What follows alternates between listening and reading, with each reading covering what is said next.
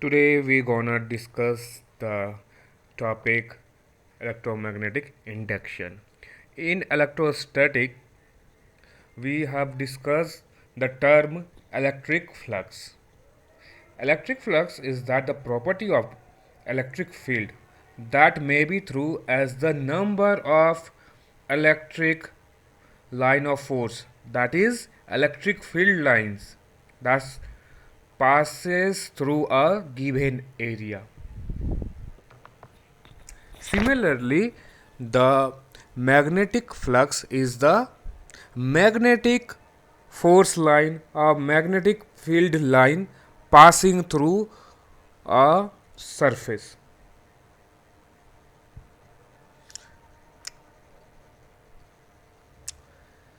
So, magnetic flux is the dot product of magnetic field lines and magnetic field and the area vector. Means the magnetic flux passing through a particular surface will be B, that is the magnetic field lines, and the area vector cos theta. B A cos theta. The unit of magnetic flux is Weber, that is Tesla meter square. Another unit for magnetic flux is Maxwell. So 1 Weber is equal to 10 the power 8 Maxwell.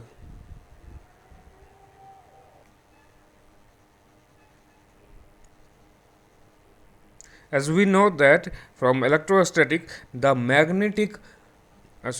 electric flux passing through a non-uniform electric field is integration of E ds, that is the area, ds or dA, or E ds cos theta. Similarly, the magnetic flux for a non-uniform magnetic field will be B dot ds, that will be B ds cos theta. एक question देख लेते हैं हम लोग. Question है a square of side L meters lies in XY plane in a region where the magnetic field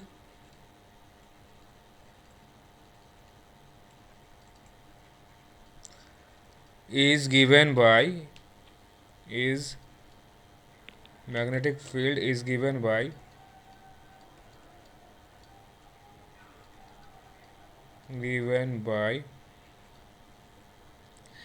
B equal to B naught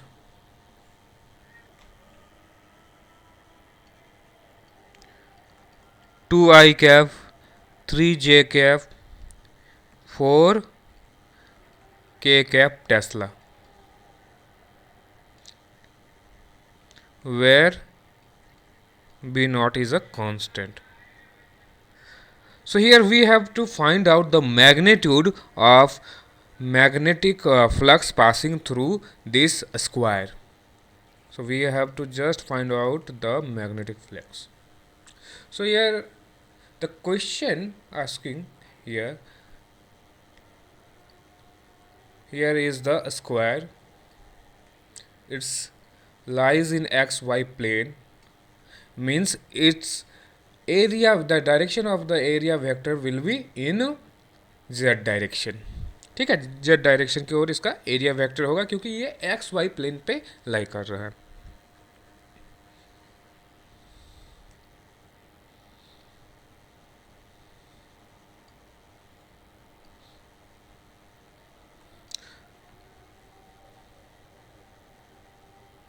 So area vector is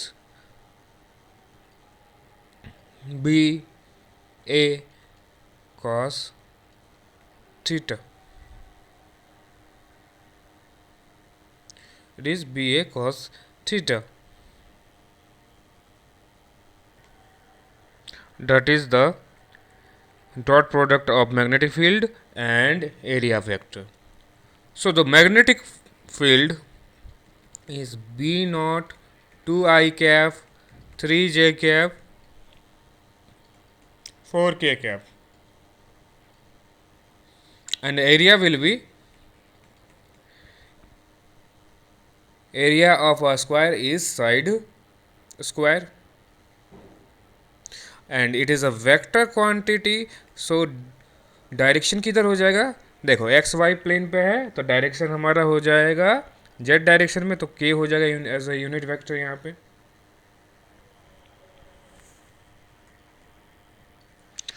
बस अब इन दोनों का हमको क्या लेना है, डॉट प्रोडक्ट लेना है।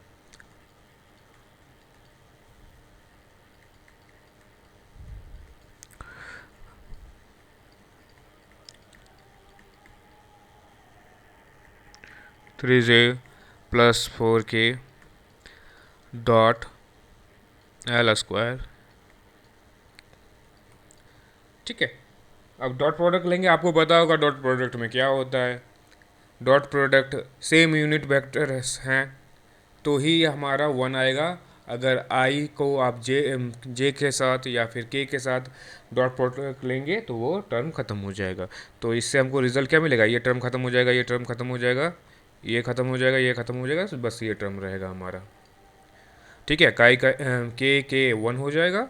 सो it will be 4 B naught L square. ठीक है, इतना हमारा होगा, इतना वीवो, इतना मैग्नेटिक फ्लक्स इस सरफेस से पास करेगा, फील्ड लाइंस इतनी पास करेगी इस सरफेस से। ये है हमारा मैग्नेटिक फ्लक्स। नेक्स्ट है हमारा फैराडेज एक्सपेरिमेंट। देखो फैराडे का एक्सपेरिमेंट ये था कि फैराडे ने एक कॉइल लिया हुआ था, ठीक है, इस तरह करके कॉइल लिया हुआ था, और कॉइल के पास अगर हम मैग्नेट को इस तरह लेके जाते हैं, ठीक है, इस तरह यहाँ पे देखो लेके जाते हैं, इसका यदि अगर फ्लक्स, ठीक है, मैग्नेटिक फ्लक्स चेंज करते हैं that is link with this coil, तो क्या होता है, हमको एक ईएमएफ दिखाई पड़ता है। देखो यहाँ पे वोल्टेज देखो, ईएमएफ दिखाई पड़ती है, ठीक है। क्या है, जैसे इस कॉइल के पास, इस कंडक्टर के पास, इस कंडक्टिंग कॉइल के पास हम क्या करते हैं, इसके साथ जो लिंक किया हुआ मैग्नेटिक फ्लक्स है, ठीक है, मैग्नेटिक फ्लक्स है, वो चेंज होता है। मैग्नेटिक फ्लक्स कैसे चेंज हो सकता है, या तो हम ये जो मैग्नेटिक फील्ड है उसको इंक्रीज डिक्रीज करें, इस कॉयल को क्या करें, इंक्रीज डिक्रीज करें, या फिर उन दोनों के एंगल को इंक्रीज या डिक्रीज करें। इसको हम अभी डिस्कस करेंगे। तो ये था एक्सपेरिमेंट। या सेकेंड एक्सपेरिमेंट में उन्होंने क्या किया कि यहाँ पे एक कॉयल रखा था, साथ में उन्होंने इस बार एक रियल मैग्नेट ना लेके इलेक्ट्रोमैग्नेट लिया था। आपको पता है क्या होता है इलेक्ट्रोमैग्नेट, एक कंडक्टर के ऊपर आप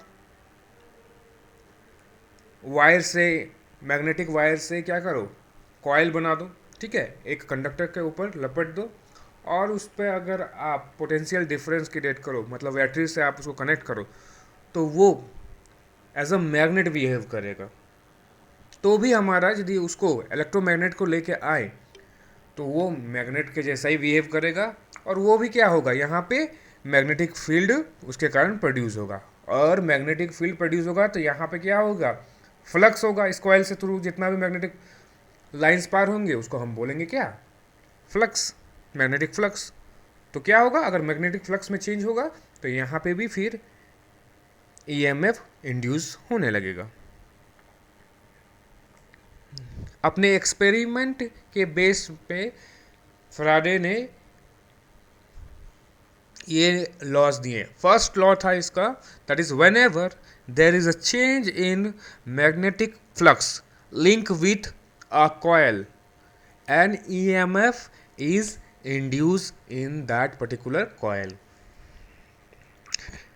क्या है देखो, ये है हमारा कॉयल और ये हमने एक रखा है मैग्नेट, ठीक है।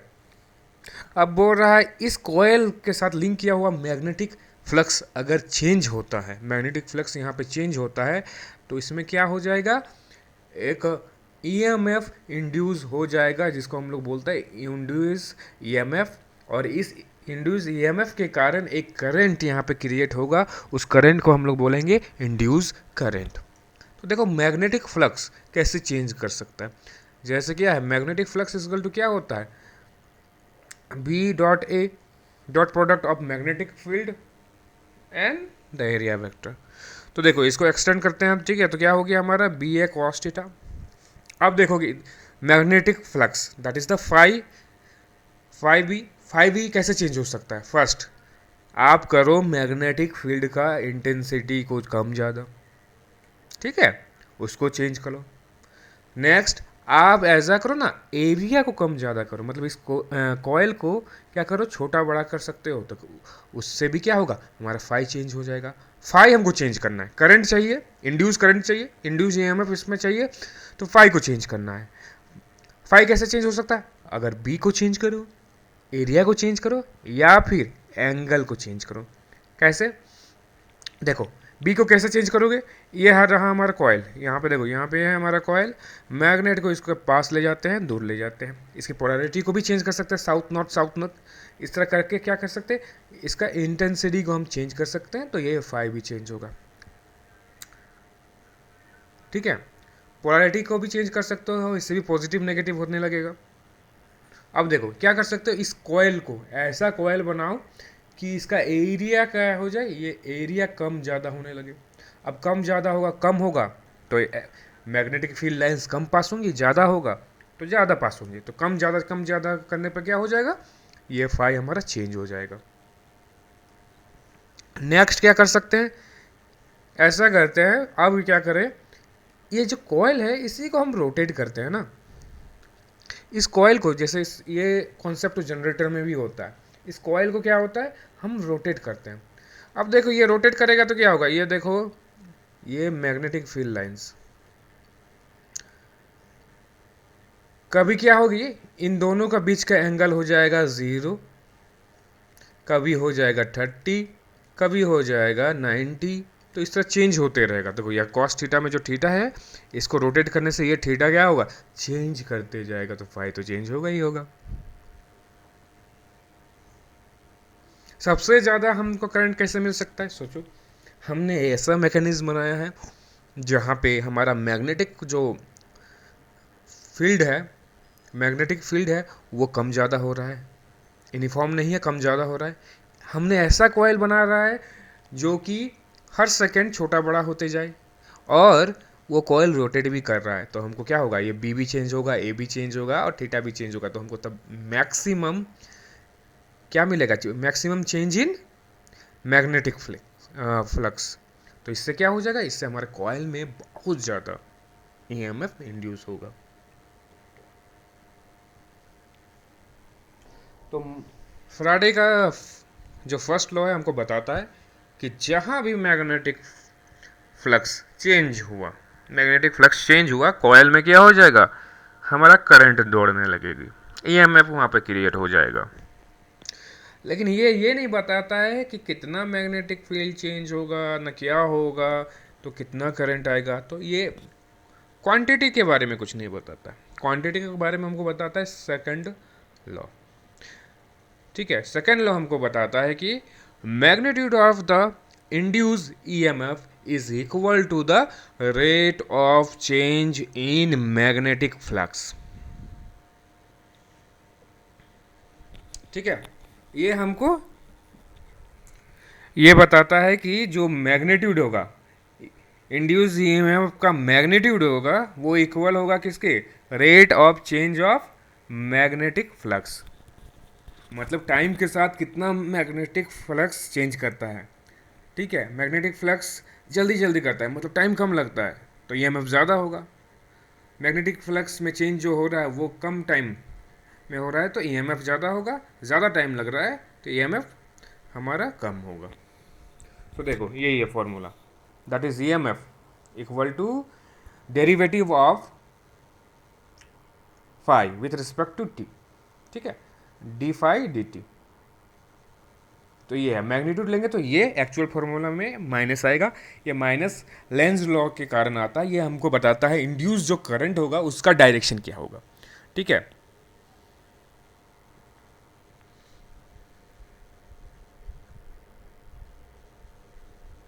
देखो तो ईएमएफ ये है हमारा।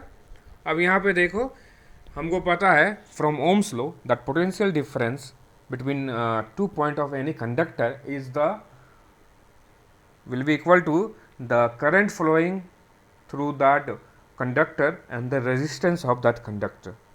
तो यहाँ पे जो हमारा ये हो जाएगा EMF इंड्यूस हो जाएगा, वो क्या होगा, करंट इंड्यूस इनटू रेजिस्टेंस, ठीक है, ये होगा। इस तरह आप इंड्यूस करंट को काफ़ी फॉर्मूला निकाल सकते हैं। इंड्यूस करंट क्या हो जाएगा, EMF induce EMF upon resistance of that coil, particular coil or conductor। now Lenz law, basically Lenz law हमको बताता है, ठीक है, कंजर्वेशन ऑफ एनर्जी ही एक टाइप का ये है। ये हमको क्या बताता है कि पहले आप यहाँ पे देख लो, प्रीवियस हम लोग क्लासेस में ये चीज़ पढ़ चुके हैं कि अगर करंट एंटी क्लॉकवाइज हो तो magnetic field inside the plane होगी, ठीक है। देखो यहाँ पे, और अगर करंट हमारा क्लॉकवाइज हो तो हमारा आउटवर्ड डायरेक्शन में होगा मैग्नेटिक फील्ड यहाँ पे, ठीक है। यहाँ पे कैसा हो रहा है, इनसाइड द प्लेन, ठीक है, परपेंडिकुलर है, नॉर्मल है प्लेन से लेकिन इनसाइड। यहाँ पे भी परपेंडिकुलर है और नॉर्मल है प्लेन के लेकिन आउटवर्ड, ठीक है, आउटवर्ड होगा। यहाँ इनवर्ड होगा, यहाँ आउटवर्ड होगा। तो देखो लेंज लॉ हमको बताता है कि अगर किसी कॉइल में या किसी भी कंडक्टर में मैग्नेटिक फ्लक्स चेंज होने के कारण कोई ये EMF इंड्यूस होता है, उसके करंट वहाँ पे इंड्यूस होगा, तो करंट का डायरेक्शन क्या होगा, ठीक है, करंट का डायरेक्शन क्या होगा ये हमको बताता है। तो देखो ये है नॉर्थ, एक बार मैग्नेट है यहाँ नॉर्थ और ये साउथ पोल, ठीक है, और ये है हमारा सोचो एक कॉइल। अब जैसे ही ये नॉर्थ पोल को हम इसके सामने कॉइल के सामने लेके जाएंगे तो इसमें एक करंट इंड्यूस होगा, और करंट जो इंड्यूस होगा वो चाहेगा, नेचर ये चाहेगा कि यहाँ पे ना EMF इंड्यूस ना हो, ठीक है, ये चाहेगा कि मैग्नेटिक फ्लक्स यहाँ पे चेंज ना हो, ठीक है, यहाँ पे मैग्नेटिक फ्लक्स चेंज ना हो। ये कैसे हो सकता है, ये तभी हो सकता है कि ये भी एक नॉर्थ पोल जैसा बिहेव करे। जब हम इसको इधर ले जाना चाहे तो हमको क्या हो, ये भी नॉर्थ पोल बने और इसके मोशन को, इस बार मैग्नेट के मोशन को जो इस डायरेक्शन पे है उसको रजिस्ट कर सके, रोक सके, तो ये भी नॉर्थ पोल होना चाहिए। तो ये नॉर्थ पोल कब बनेगा, ये कॉइल इस तरफ राइट साइड फेस पे नॉर्थ पोल कैसे बनेगा, जब हमारा करंट यहाँ पे एंटी क्लॉकवाइज हो, ठीक है। अब क्या है, अगर आप इस मैग्नेट को यहाँ से आप चाहो तो अब क्या करते हो, यहाँ नॉर्थ हो गया, यहाँ भी नॉर्थ है, हम चाहते हैं कि अब इधर ले जाएं। अब इधर भी ले जाना अलाउड नहीं है, क्यों, आप इधर ले आओ या इधर ले जाओ, ले आने में क्या होगा, मैग्नेटिक फील्ड लाइंस चेंज होंगी, इंटेंसिटी चेंज होंगी, मैग्नेटिक फ्लक्स इसका मतलब चेंज होगा, जो कि नेचर नहीं चाहता। जहाँ फ्लक्स चेंज हुआ यहाँ पे क्या होगा, EMF इंड्यूस हो जाएगा, तो देखो इधर लेना चाहोगे, ठीक है, मैं जैसे ही बार मैग्नेट को हम इधर लेके जाना चाहेंगे तो क्या होगा, ये इसको रोकना चाहेगी।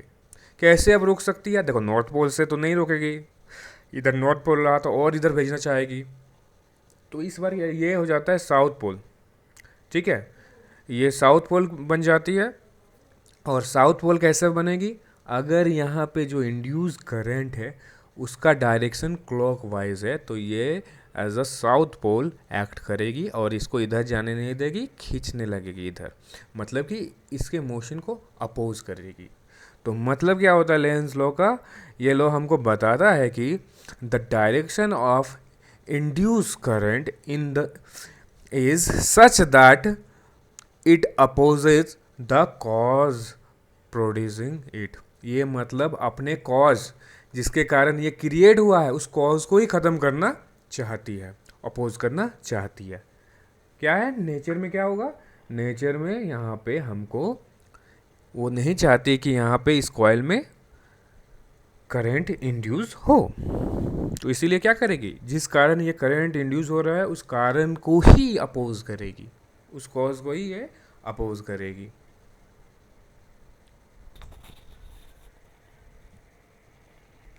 चलो कुछ क्वेश्चन को भी देखा जाए। तो यहाँ पे हमारा जो फर्स्ट क्वेश्चन है वो पूछ रहा है the polarity in induced EMF is defined by Ampere circuital law, Biot Savart law, Lenz law, Fleming right hand rule.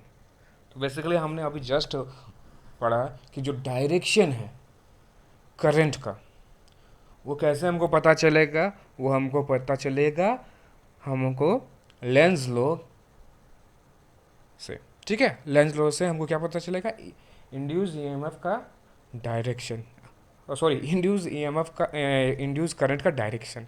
अब देखो करंट का डायरेक्शन किस पर डिपेंड करता है, polarity of battery, polarity of EMF, है ना। तो ये क्या हो जाएगा, अगर हमको डायरेक्शन पता है करंट का तो हमको पता चल ही जाएगा पोलैरिटी किधर है, क्यों, नेगेटिव से पॉजिटिव की ओर करंट उल्टा जाती है, पॉजिटिव टू नेगेटिव जाती है। तो हमको ये क्या बता रहा है, लेंस लॉ हमको बता देता है, ये हमको डिटेल देता है the polarity of induce EMF, ठीक है। Next, Lenz law is the सिक्वेशन of the law of conservation of, देखो अभी जस्ट हमने पढ़ा लेंस लॉ हमको क्या बताता है, ये simple law of conservation of energy को ही बताता है। Next, the magnetic flux linked with a coil is given by this equation. The induced EMF in this coil at the third second will be, तो यहाँ पे क्या पूछ रहा है हमको, इंड्यूस ईएमएफ निकालना है तीसरे सेकंड पे। तो देखो इंड्यूस ईएमएफ हमने फैराडे सेकंड लॉ से पता किया क्या होता है, induce EMF minus derivative of phi with respect to T है। और फाई क्या है, फाई दिया गया है हमारा, phi equal to 5² plus 2t plus 3, ठीक है।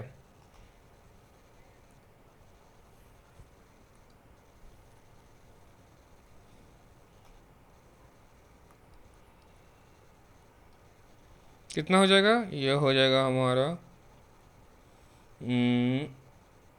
-32, तो मैग्नीट्यूड क्या हो जाएगा 32, तो हमारा कितना हो जाएगा 32 units. Next one is eddy current. जैसे हमने फैराडेज लॉ में देखा कि कॉइल के पास अगर मैग्नेटिक फ्लक्स चेंज होता है, उससे लिंक किया हुआ मैग्नेटिक फ्लक्स चेंज होता है तो उस कॉइल में क्या हो जाता है, ईएमएफ इंड्यूस होने लगता है। तो क्या ये सिर्फ कॉइल में होता है, या फिर अगर हम सॉलिड कंडक्टर भी रख दे किसी मैग्नेटिक फील्ड में और मैग्नेटिक फील्ड को चेंज करें, ठीक है, वहाँ फ्लक्स चेंज हो, तो क्या सॉलिड कंडक्टर में भी इस तरह होगा या फिर कॉइल में होगा, तो देखो सॉलिड कंडक्टर में भी होगा। क्या होगा अगर यहाँ पे हम एक सॉलिड कंडक्टर रख दे एक मैग्नेटिक फील्ड में और मैग्नेटिक फील्ड को चेंज करे, मतलब बेसिकली मैग्नेटिक फील्ड को चेंज करे या फिर इसको ऑसिलेट कर दे, मतलब हमको करना क्या है, मैग्नेटिक फ्लक्स को चेंज करना है, इससे जितना भी मैग्नेटिक फील्ड लाइंस जा रही है उसको चेंज करना है किसी तरह। तो कैसे कर सकते हैं, इसको आप ऑसिलेट कर दो, इसको आप रोटेट करो, मैग्नेट को पास और दूर लेते जाओ, किसी तरह भी हो सकता है, उसके कारण यहाँ पे ईएमएफ इंड्यूस होगी और उसके कारण यहाँ पे क्या होंगे, जितने भी फ्री इलेक्ट्रॉन्स होंगे वो सर्कुलर मोशन में मूव करने लगेंगे। और ये जो मोशन होता है जिसके कारण यहाँ पे जो हमारा चार्ज मूव करता है तो वही करंट होता है। तो ये जो करंट है उसी को हम लोग बोलते हैं एडी करंट।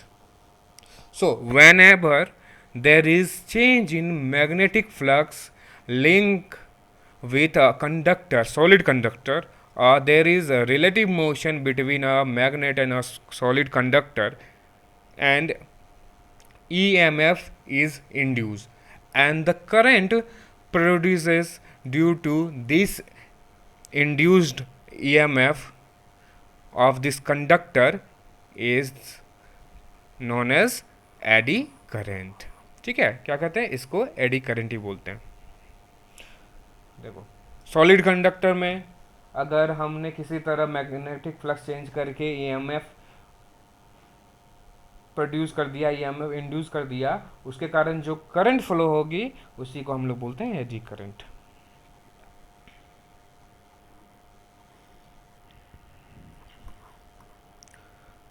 अब देखो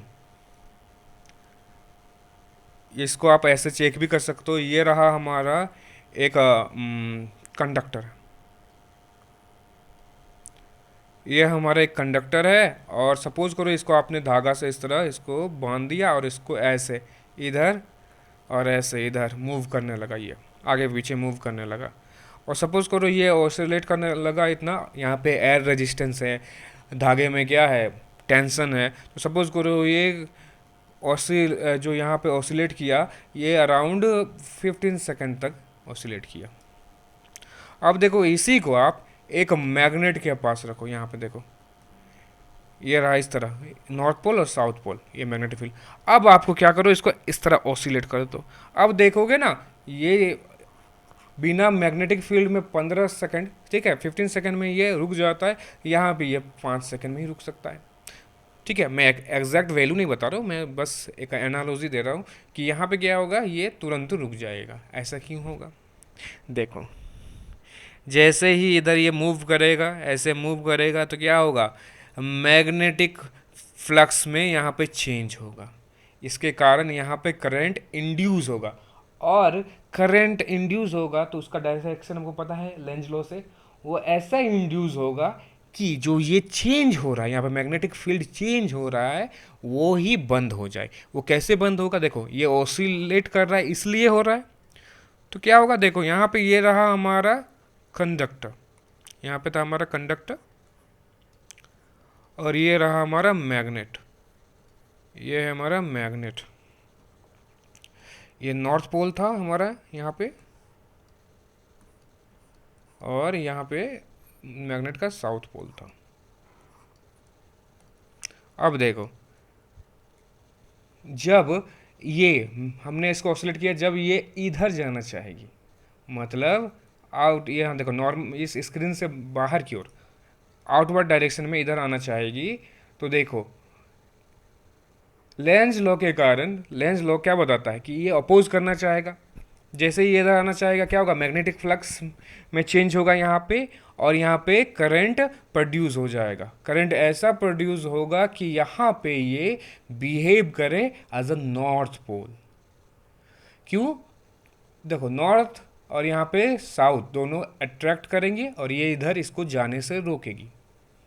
अगर फिर भी ये फोर्स उतना नहीं था, ये आगे निकल गई, ठीक है ये आगे निकल गई, इससे बाहर हो गई, तो क्या होगा, फिर ये इसको अंदर आने नहीं देगी, तब करंट ऐसा बनेगा जो कि हो जाएगा साउथ। तो साउथ देखो इसका राइट फेस में साउथ और ये साउथ, तो ये इसके पास आने नहीं देगी, ठीक है। और इसमें जो करंट प्रोड्यूस होगा वही होता है हमारा क्या, एडी करंट।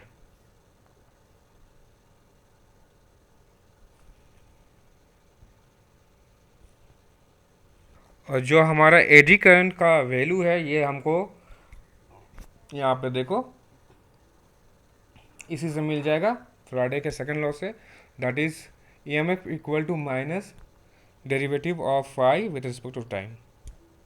ठीक है, तो ईएमएफ हमने अभी पढ़ा, ईएमएफ क्या होगा, ईएमएफ होगा induce EMF induce current into जो कंडक्टर है उसका रेजिस्टेंस।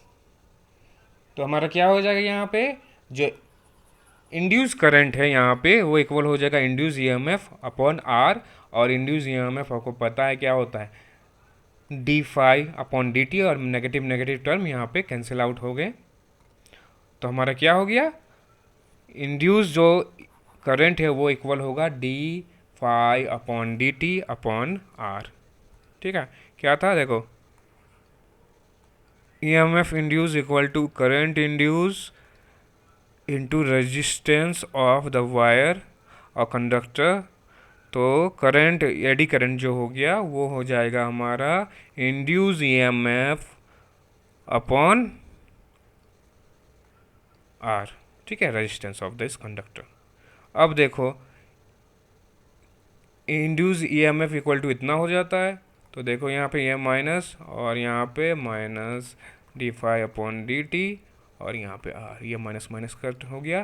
तो देखो एडी करंट जो है ये D upon D T upon R के इक्वल है। Now next topic is self induction. नाम से ही पता चल जा रहा है अपने आप, सेल्फ इंडक्शन। सो यहाँ पे क्या होता है देखो, अगर यहाँ पे एक कॉयल है इस तरह, ठीक है, कॉयल है जिसको हमने बैटरी से जोड़ा है, तो ये बैटरी का पॉजिटिव टर्मिनल है और ये बैटरी का नेगेटिव टर्मिनल है, तो करंट का डायरेक्शन इधर से होगा। ठीक है, करंट का डायरेक्शन इधर होगा, करंट ऐसे जाएगी, ठीक है, और इधर से वापस। इस कारण से क्या होगा, यहाँ पे एक मैग्नेटिक फील्ड क्रिएट होगी। देखो मैग्नेटिक फील्ड हमारा क्रिएट होगी।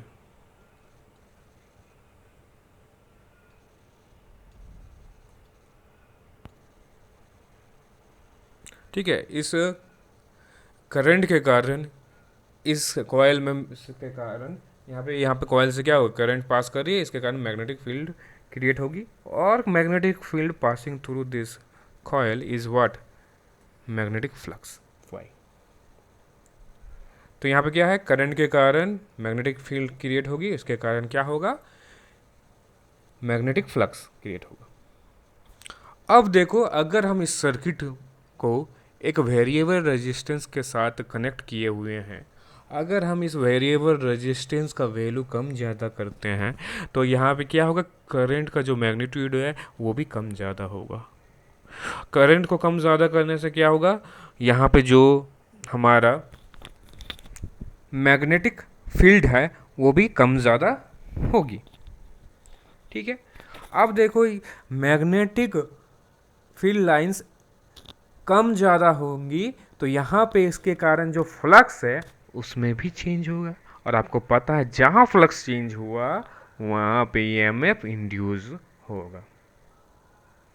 ठीक है, वहाँ पे ये इंड्यूस होगा। तो देखो करंट को जैसे कम ज़्यादा करेंगे यहाँ पे और एक करंट इंड्यूस होने लगेगा, जो चाहेगा कि इस करंट को, जो हमारा करंट ज़्यादा कम ज़्यादा है वो ना हो।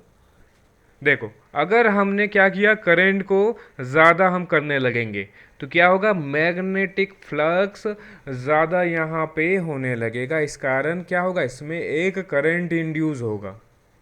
और करंट का डायरेक्शन कैसा होगा, करंट का डायरेक्शन जस्ट ऑपोजिट डायरेक्शन होगा इस करंट से।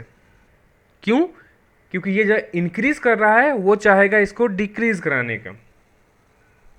और क्या होगा, अगर हम करंट को, अगर इसका मैग्नीट्यूड को कम करते हैं तो वो भी तो अच्छा बात नहीं है, क्यों? क्योंकि उसके कारण भी यहाँ पे क्या होगा, मैग्नेटिक फील्ड कम होगी, तो फाई का वैल्यू भी कम होगा, मैग्नेटिक फ्लक्स भी कम होगा, तो यहाँ पे फिर करंट हो जाएगी। और इस बार करंट का डायरेक्शन कैसा होगा? इस बार करंट का डायरेक्शन होगा, ये जो हमारा मेन करंट है, इंड्यूस करंट का डायरेक्शन भी उसी डायरेक्शन में होगा कि इस चेंज को रोके, करंट को जो चेंज हो रहा है उसको रोक सके। क्यों रोकना है? लेंज लॉ हमको क्या बताता है कि जहाँ ई एम एफ प्रोड्यूस हुआ, जहाँ हमारा इंड्यूस करंट होगा, उसका डायरेक्शन वैसा होगा जो इसके कॉज को ही रोकना चाहेगा, कॉज को ही अपोज करना चाहेगा। तो यहाँ पे क्या है, करंट जब ज़्यादा हो रहा है तो ई एम एफ प्रोड्यूस हो रहा है, तो ये जो ये हमारा इंड्यूस करंट होगा जस्ट इसके अपोजिट डायरेक्शन में होगा, क्योंकि ये इस करंट को रोकना चाहेगा जिसके कारण ये पैदा हुआ है, जिसके कारण ये क्रिएट हुआ है। अब देखो, जब इस करंट को हम, ठीक है, इस सर्किट में करंट को कम कर देते हैं तो भी यहाँ पे करंट इंड्यूस होगा। अब वह इंड्यूस करंट किसके डायरेक्शन में होगा? इस करंट के डायरेक्शन में ही होगा। इससे क्या होगा, ये जो डिक्रीज कर गया उसको थोड़ा सा इंक्रीज कर दे और यहाँ पे चेंज ना होने दे, ठीक है, चेंज ना होने दे। तो जो मैग्नेटिक फ्लक्स है यहाँ पे वो कंप्लीटली डिपेंड करेगा यहाँ पे किस पर? करंट पर। करंट को आप बढ़ाओ, मैग्नेटिक फ्लक्स बढ़ेगा। तो करंट को बढ़ाओ, बी बढ़ेगा तो मैग्नेटिक फ्लक्स भी बढ़ेगा। इसको करंट को कम करो तो हमारा क्या हो गया, मैग्नेटिक फील्ड लाइंस कम हो जाएंगी, इंटेंसिटी इसकी कम हो जाएगी, तो फाई भी क्या हो जाएगा, कम हो जाएगा। तो देखो ये रिलेशन बैठता है इसमें। फाई को चेंज करोगे, ये डिपेंड किस पर करेगा? करंट पे। करंट चेंज करो, करंट को का मैग्नीट्यूड बढ़ाओ, फाई भी बढ़ेगा। करंट को कम करो, फाई भी कम होगा। तो यहाँ पे कांस्टेंट है। अब इसको देखो, यहाँ पे सॉरी मैंने गलती बोल दिया, क्या है, फाई डिपेंड करता है करंट पर। अब देखो यहाँ पे प्रोपोर्शनलिटी का साइन है, इसको हटा के हम क्या लग सकते हैं, एक कांस्टेंट इंट्रोड्यूस कर सकते हैं। तो यहाँ पे एक कांस्टेंट रखा गया, वो कांस्टेंट हमारा एल है। और यहाँ पे एल को क्या बोलते हैं हम? एल को हम यहाँ बोलते हैं सेल्फ इंडक्शन। ठीक है, एल को बोलते हैं सेल्फ इंडक्शन। तो ये रहा आपका फॉर्मूला।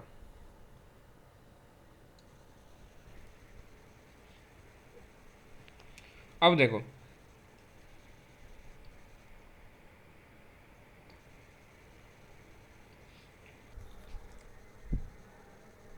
और हमारा जो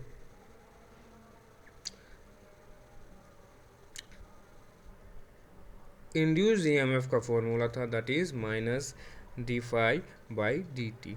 अब देखो यहाँ पे डी फाई का वैल्यू यहाँ पे है, आप इसको पुट करो, minus D by D T L I. अब देखो यहाँ पे ये जो एल है ये तो कांस्टेंट टर्म है, तो ये बाहर हो जाएगा, तो हो जाएगा क्या, minus L D I by D T. ठीक है। अब देखो यहाँ पे क्या है, सेल्फ इंडक्शन के कारण यहाँ पे जो ईएमएफ क्रिएट होगा उसका जो मैग्नीट्यूड आप निकालना चाहोगे तो वो इससे निकलेगा, इस फॉर्मूला से। ठीक है, ये हो जाएगा। ये डिपेंड किस पर करेगा? ये डिपेंड करेगा L, that is self induction. ठीक है, और देखो यहाँ पे, और उसमें फ्लो होने वाली करंट पर, rate of change of current पर। अब ये एल किस पर डिपेंड करता है? जो यहाँ पर कांस्टेंट हमारा निकला एल, सेल्फ इंडक्शन, ये किस पर डिपेंड करता है?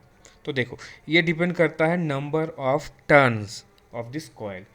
देखो ये कॉइल जो है ना, इस कॉइल के number of turns per depend करता है, और इसके क्रॉस सेक्शन एरिया पर डिपेंड करता है, और मैटर जो हम यहाँ पे मटेरियल लिए हैं उस पर डिपेंड करता है। तो किस पर डिपेंड करता है? ये कॉइल के क्रॉस सेक्शन एरिया पर डिपेंड करता है, क्रॉस सेक्शनल एरिया पे डिपेंड करता है। सेकेंड नंबर ऑफ टर्न्स पे डिपेंड करता है।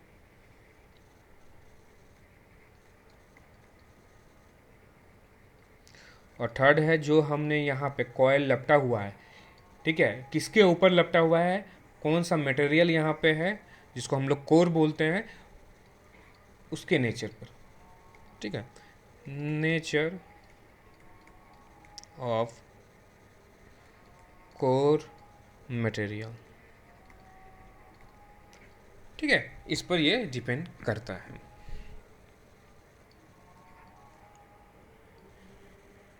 नेक्स्ट हमारा जो टर्म है वो है म्यूचुअल इंडक्शन। तो देखो यहाँ पे क्या होता है, सपोज करो हम यहाँ पे दो कॉयल ले रहे हैं, एक कॉयल को हमने बैटरी और वेरिएबल रेजिस्टेंस के साथ कनेक्ट किया है जिससे हम उसको करंट चेंज कर सकें, ठीक है, या वैसे कर सकते हैं या फिर आप वेरिएबल पोटेंशियल डिफरेंस वाला बैटरी ले सकते हैं जिसमें हम वोल्टेज को कम ज़्यादा कर सकते हैं। तो देखो यहाँ पे हमने ये लिया है और इसके पास और एक हमने कॉयल को इस तरह रखा है जिसमें हमने करंट हम फॉलो करवा रहे हैं, करंट दौड़ा रहे हैं, वो हो गया हमारा प्राइमरी कॉयल और जो यहाँ पे है ये हमारा सेकेंडरी कॉयल। अब क्या करते हैं, हम यहाँ से इस पे क्या करते हैं, एक करंट दौड़ाते हैं, ठीक है, ये रहा पॉजिटिव टर्मिनल, ये रहा हमारा नेगेटिव टर्मिनल, यहाँ से करंट ये पास करने लगेगी, फ्लो करने लगेगी इससे।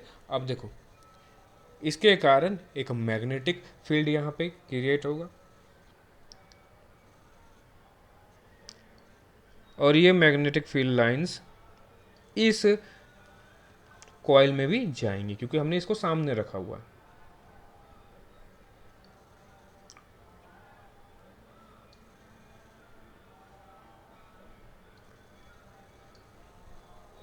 ठीक है, तो चलो यहाँ पे ये मैग्नेटिक फील्ड भी है। अब देखो यहाँ से भी कुछ electric field lines, sorry magnetic field lines pass कर रही है, यहाँ से भी कुछ कर रही है, हाँ नंबर्स में डिफरेंस हो सकता है। तो यहाँ पे हम ले लेते हैं phi1 और ये है phi2। यहाँ पे जो मैग्नेटिक फ्लक्स है वो हमने ले लिया phi1 या phi2। अब देखो अगर हम करंट को चेंज करेंगे, यहाँ पे करंट को चेंज करेंगे तो यहाँ पे क्या होगा, ये फाई यहाँ पे चेंज होगा, मैग्नेटिक फील्ड यहाँ पे चेंज होगा, ठीक है, तो यहाँ फाई चेंज होगा और यह इसके कारण यहाँ पे भी मैग्नेटिक फील्ड लाइंस कम ज़्यादा होगी तो यहाँ पे भी फाई क्या होगा, चेंज करेगा। अब देखो यहाँ पे तो एक करंट इंड्यूस होगा ही होगा जिसको हमने पढ़ा सेल्फ इंडक्शन में, यहाँ पे तो होगा ही क्योंकि इसमें करंट को हम चेंज कर रहे हैं। साथ ही साथ हमने यहाँ सेकेंडरी कॉयल को भी सामने रखा हुआ है तो इसमें भी चेंज आएगा मैग्नेटिक फ्लक्स में, तो यहाँ पे भी एक ईएमएफ प्रोड्यूस होगा, ठीक है, यहाँ पे भी एक ईएमएफ इंड्यूस होगा। अब वो डिपेंड किस पे करेगा आपको पता है, देखो ये जो phi2 में जो भी चेंजेस होगी वो कंप्लीटली डिपेंड करेगा किस पर, जो हमारे प्राइमरी कॉइल के पर करंट जो दौड़ रहा है, जो करंट है उस पर ये डिपेंड करेगी। क्यों, क्योंकि इधर से तो कोई करंट नहीं है, इसको तो हमने बैटरी के साथ कनेक्ट नहीं किया है, यहीं हमने इसको बैटरी के साथ कनेक्ट किया है। अगर हम इसका करंट कम ज़्यादा करेंगे तो यहाँ पे मैग्नेटिक फ्लक्स, अगर ज़्यादा करते हैं तो यहाँ पे मैग्नेटिक फील्ड ज़्यादा होगा, कम करते हैं तो मैग्नेटिक फील्ड यहाँ कम होगा, तो चेंज इन फ्लक्स भी डिपेंड करेगा इसी के ऊपर। चलो तो यहाँ पे जो भी है वो मैग्नेटिक फ्लक्स किस पर डिपेंड कर रहा है, हमारा करंट जो प्राइमरी कॉइल में करंट दौड़ रहा है उसी पर डिपेंड कर रहा है। अब देखो ये प्रोपोर्शनलिटी का साइन है, इसको हटा के हम इक्वल कर देते हैं तो हमको एक कांस्टेंट इंट्रोड्यूस करना होगा। अब देखो यहाँ पे कांस्टेंट क्या है, m, वहाँ पे कांस्टेंट क्या था, l था, और इस m को हम लोग बोलते हैं म्यूचुअल इंडक्टेंस, म्यूचुअल इंडक्टेंस, ठीक है, सेम उसी तरह है। देखो इस कॉइल में, हाँ इस कॉइल में भी अभी भी क्या होगा, एक ईएमएफ क्रिएट होगा जिसको सेल्फ इंडक्शन बोलेंगे, और इसके पास जो हम इस यहाँ रखे हैं, इसके कारण यहाँ पे एक ईएमएफ प्रोड्यूस हो रहा है। इसको क्या बोलेंगे यहाँ पे? म्यूचुअल, यही एग्जांपल हो गया म्यूचुअल इंडक्शन का।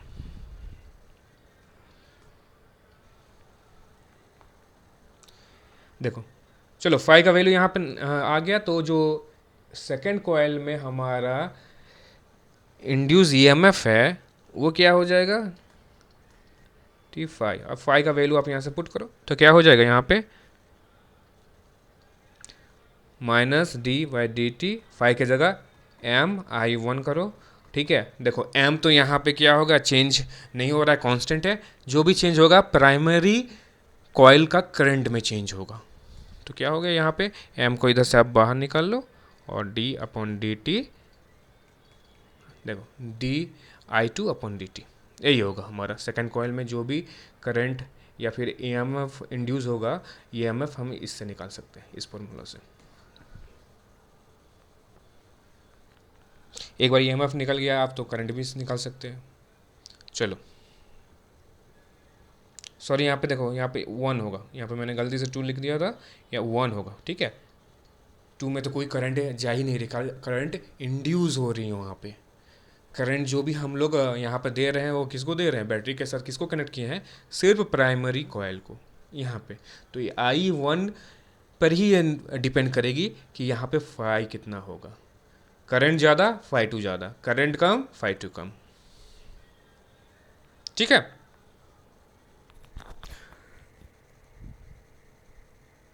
चलो एक क्वेश्चन हम लोग देख लेते हैं। That is if the back EMF induced in coil when current change from 1 ampere to 0 in a 1 millisecond is 5 volt, what will be the self induction of this coil? यहाँ पे आपको क्या निकालना है? सेल्फ इंडक्शन निकालना है। ठीक है, ये निकालना है। तो हम कैसे निकालते हैं? देखो फॉर्मूला क्या था हमारे पास? फॉर्मूला था हमारे पास EMF, induce EMF is equal to minus self induction DI by DT में ही होता है। चेंज इन करंट, और उस करंट को चेंज करने में कितना टाइम लगा गया। तो करंट चेंज यहाँ पे क्या है? करंट चेंज हो रहा है हमारा 1 एम्पियर से 0 एम्पियर में जा रहा है करंट। ठीक है, ये फाइनल, ये देखो ये इनिशियल करंट हो गया, ये फाइनल करंट हो गया। टाइम उसको कितना लगा? टाइम उसको लगा 1 मिली सेकेंड, 10⁻³ सेकेंड।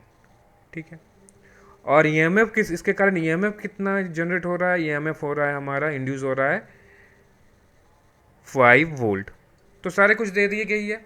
देखो 5 वोल्ट ईएमएफ दिया गया है, इंड्यूस हो रहा है, माइनस एल। अब देखो चेंज इन करंट कितना है? चेंज इन करंट हमारा फाइनल 0, इनिशियल 1 अपॉन टाइम कितना लग रहा है? टाइम हमारा लग रहा है 10⁻³